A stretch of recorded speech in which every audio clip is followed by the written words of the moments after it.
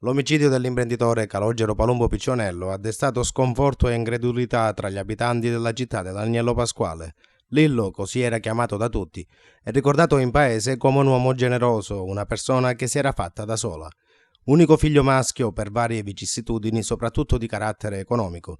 Fin da giovanissimo ha dovuto rimboccarsi le maniche e fare le vegi del capofamiglia, occupandosi anche delle due sorelle minori. Probabilmente Palumbo Piccionello, quando in un magazzino del centro storico iniziò con un vecchio tavolo da biliardo, non avrebbe immaginato il successo imprenditoriale che sarebbe arrivato negli anni. Carriera che ha raggiunto l'apice nella metà degli anni 90, quando buona parte delle sale giochi della provincia di Agrigento e Caltanissetta erano gestite dal suo gruppo. Fiore all'occhiello dell'azienda, l'Aster Game di Piazzale Giglias a Leone. In città c'è sconforto anche per quanto riguarda il presunto killer. Il 72enne Antonio Baio è stato un noto costruttore che negli anni del boom edilizio ha edificato in città diversi palazzi. Anche la descrizione che la gente fornisce di Baio parla di un uomo pacato e serio e che mai avrebbero immaginato che sarebbe stato capace di poter compiere un gesto del genere.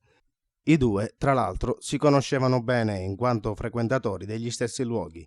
Secondo quanto descritto da persone a loro amiche, tra i due ci sarebbe stata una rivalità solo al bancone del bar per chi doveva pagare i caffè, gara di altruismo che contraddistingue i favaresi nel mondo.